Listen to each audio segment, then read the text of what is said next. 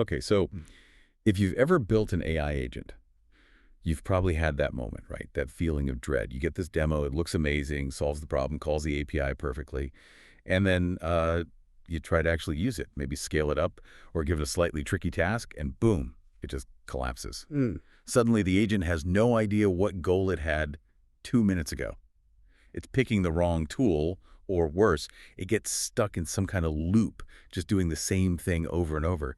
I saw one just retrieving the same document 5 times, thought it was finding new stuff each time. It's just, chaotic. Yeah, that kind of brittleness, it's really common. And people often blame, a bad prompt or maybe just bad luck with the LLM that day.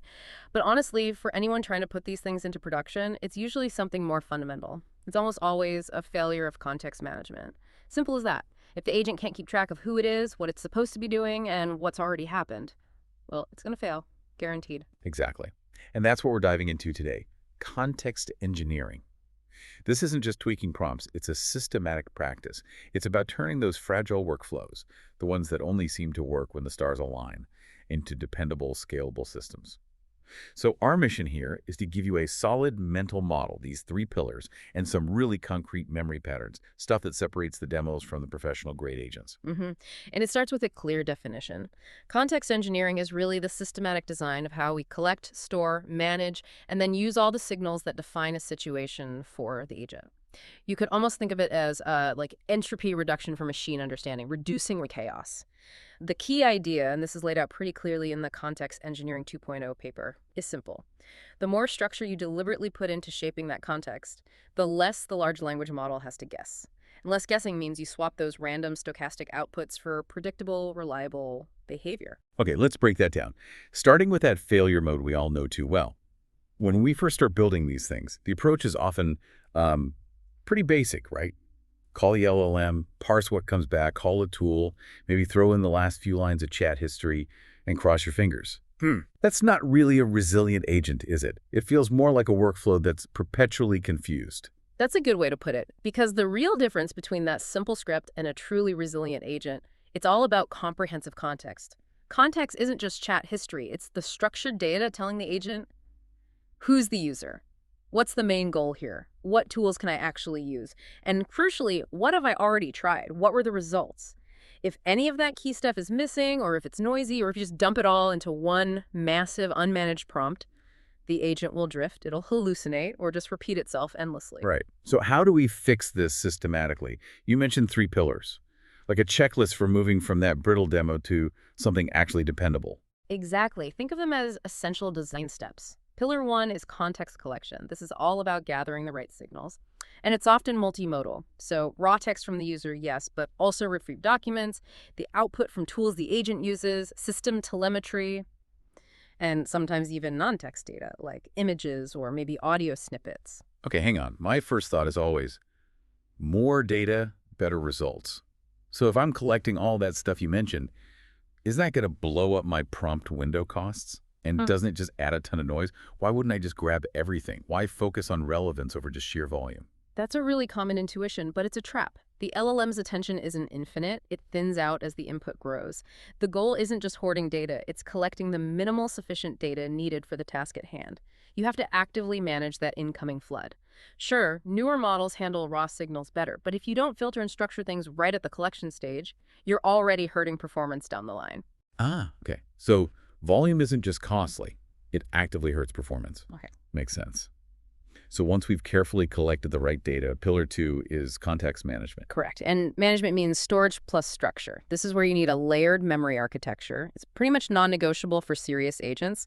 You need a fast, short-term, buffer-like working memory for the immediate task, and then a separate, distilled, highly structured, long-term store for knowledge that needs to persist. And the absolute critical part, defining clear, automated rules for how information moves between those 2 layers, the transfer rules. Got it. Collection, then management. And pillar 3 is context usage. This sounds like how the agent actually interacts with all this managed context. Precisely. It's the internal communication protocol. You need standards for how the agent reads and writes context. Are you embedding it directly into prompts with special formatting? Are you using structured JSON messages between components, which is often cleaner?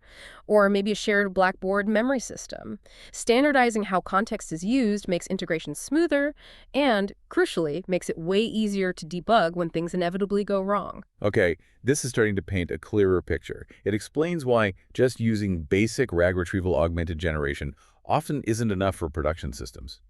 RAG is great for grounding, pulling in relevant documents, but for complex multi-step tasks, you need more sophisticated techniques. Definitely. We need to get past just logging raw info and hoping retrieval finds the right bit.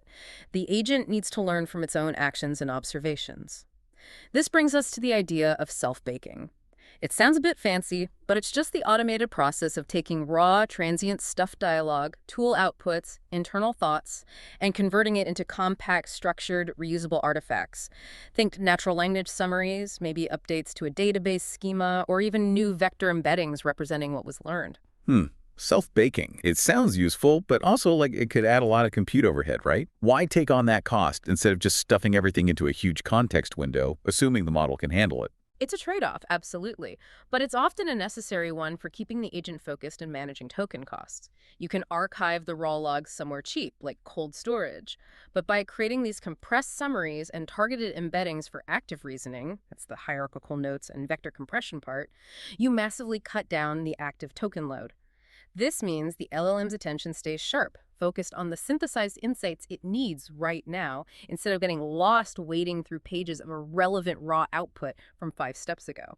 And architecturally, this often leads people to using functional isolation with subagents, doesn't it? Yes, exactly. If you have distinct tasks, like, say, one part of the agent fetches stock quotes and another part drafts marketing copy, it makes sense to give each task its own specialized subagent. Each gets its own context window, its own restricted set of tools and permissions. This stops irrelevant information from one task polluting the context of another.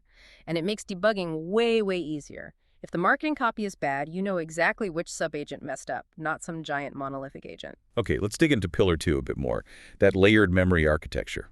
What does building that actually look like in terms of, implementation? Yeah, so you typically have two distinct but connected systems. First, the short-term fast access memory, your working buffer, needs to be really lightweight, only hold what the current plan or step requires. Critically, entries should be timestamped and maybe have simple role tags like current goal, last up result, evidence found things, engineered to keep the immediate prompt laser focused. Right, the immediate workspace. Sure. And the other side is the long-term distilled knowledge store. That's the one. This is for persistent stuff. Facts about the user that don't change often, fixed details about the environment, user preferences learned over time, maybe successful strategies or heuristics the agent discovered. And how you access this matters. If you need a precise fact, like what's the user's ID, you'd use schema extraction pulling structured data, maybe like a database query. But if you need a broader sense of something, like how did the user feel about the last interaction, go. You'd use embeddings and semantic search across summaries or dialogue snippets. Okay, that's an interesting distinction. Schema extraction gives you exact, deterministic answers, but sounds like it needs robust parsing and might be brittle if the LLM output isn't perfect. Semantic search is fuzzier, broader, maybe cheaper, but could pull in irrelevant stuff. How do you choose? Yeah. It really boils down to how deterministic you need the information to be. If it's a fact that needs to be precise, potentially updated later, and queried like a database record, think user profile, info, entity states, then you bite the bullet and implement robust scheme extraction. If it's more descriptive, qualitative, or you're searching for general themes like summarizing sentiment or finding related past conversations, then semantic search on summaries or embeddings is usually sufficient and much more flexible. So the real magic happens when information moves from that messy short-term buffer into the reliable long-term store. What do those crucial transfer rules look like in practice? They're basically your automated policies for consolidation. You set the triggers. For instance, maybe when a piece of info in the short-term buffer gets referenced, say, 3 times during planning, or maybe if a human reviewer explicitly flags a conversation turn as capturing an important user preference, that triggers a transfer operation. And this operation ideally produces multiple outputs. A concise summary for future RAG, a structured schema entry if it's a factual piece of data, and a vector embedding for semantic search. That multi-pronged output is key for reliability and having an audit trail later. Okay, so people don't need to invent this from scratch. Based on the sources, there are some common patterns, right? Like if you just have a simple chatbot chronological stuff, maybe a time-stamped log is easiest to implement, fast, but grows quickly and hard to search semantically. Right. Simple, but limited. Then if you absolutely need to query or update specific facts like a user's address or account status, schema extraction is the way to go. It demands good parsing on the LLM output, maybe some validation, but you get that database-like precision. And for more complex systems, maybe with different AI roles working together, that's where subagent isolation comes in. Limits the context bleeding between tasks, allows parallel work, but yeah, adds complexity in managing them all. Exactly, which leads us nicely into architecture. When you do have these complex tasks that you can break down, using multiple specialized agents is almost always cleaner in the long run than one giant do-everything agent. Okay, but wait. That feels like a huge jump in complexity. Suddenly, I don't have one agent to manage, I have five. Yeah. 5 context windows, 5 potential failure points, way more complex orchestration to make them talk to each other. Isn't there a case where optimizing one really smart single agent is actually more practical, especially if you're, say, a small team or just starting out? That complexity jump is definitely real. You pay an upfront cost in infrastructure and orchestration. But the argument is you pay that to avoid these absolutely nightmarish, impossible to debug failures down the road when contexts collide in a monolithic agent. Think about it.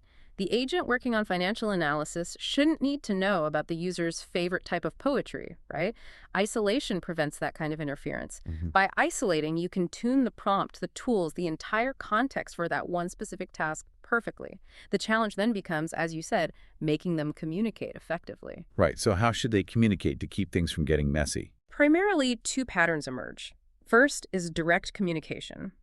This means using structured, schema-validated formats, usually JSON, for passing messages between agents.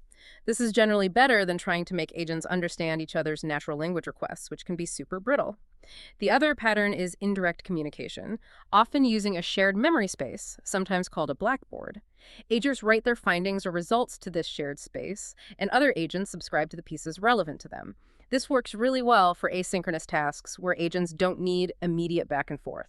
And it sounds like for either pattern, the absolute key is agreeing on shared representations really early in the design process. Absolutely critical. You have to agree upfront on the exact data formats.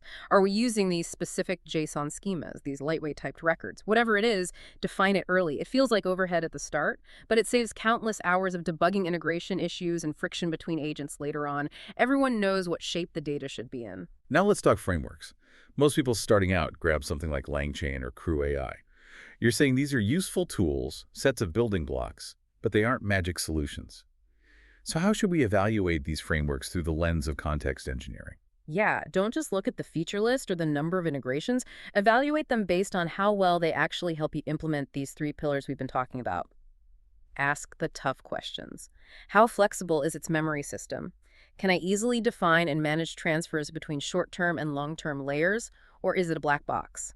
How good is it at helping me reliably extract structured data like schemas from the LLM's output? Does it offer robust indexing for that? And critically, can I run subagents, potentially in parallel, each with its own isolated context? Or does the framework force everything into one big state? Often, frameworks trade off ease of use for making internal states opaque. Generally, prefer tools that let you see what's going on and plug in your own solutions, especially for things like tiered memory. Okay, let's face the hard truth, though. Managing context, especially over long interactions, brings some real headaches. Stubborn problems you have to engineer around. What are the big risks in production? Yeah, there are a couple of big ones that hit your performance and your budget. First, storage bottlenecks. Raw context goes fast. You have to be disciplined about keeping only the minimal sufficient data in active memory, use aggressive compression, and definitely tier your storage hot, warm, cold layers to manage costs and retrieval speeds. Second is processing degradation. We talked about attention thinning. As inputs grow, the LLM just gets less effective. The answer isn't just throwing more compute power at it, it's relentless summarization, using local caches for frequently needed info, and employing smart re-ranking algorithms to make sure the context window always contains the most relevant stuff for the current step. Keep that working set small and potent. And you mentioned one more big one, kind of an engineering blind spot, the evaluation gap. Standard tests often don't check if the agent remembers things correctly over long periods. Exactly. If your benchmarks only test single-turn Q&A or short tasks, they'll completely miss failures in long-term memory or reasoning. It'll seem fine in testing, then fail silently in production. So, you need to build your own safety net. That means specific unit tests just for memory operations. Did that important fact actually make it from short-term to long-term storage correctly? And you need smoke tests that replay entire historical user sessions to check for regressions in long-term behavior. These aren't optional. They're necessary engineering trade-offs for reliable systems. Wow, okay. So pulling this all together, what's the main takeaway for someone building AI agents right now? If you only remember one thing from this deep dive, what should it be? It's this.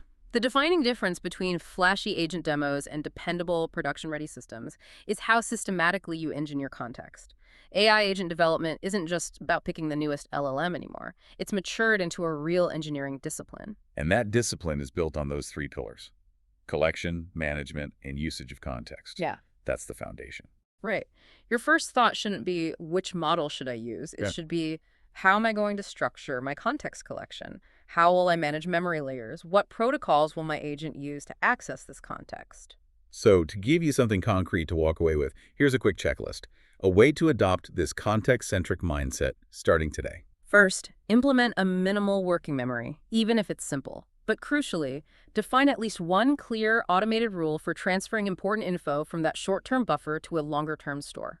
Second, add schema extraction specifically for facts or states you know you'll need to query precisely later on. Don't rely on semantic search for everything. And third, if you have distinct roles or tasks, seriously consider isolating them into subagents. Use a shared blackboard or structured messages for them to coordinate. Making these shifts moves your whole approach from just, playing around with LLMs out of curiosity towards building reliable systems with actual craft.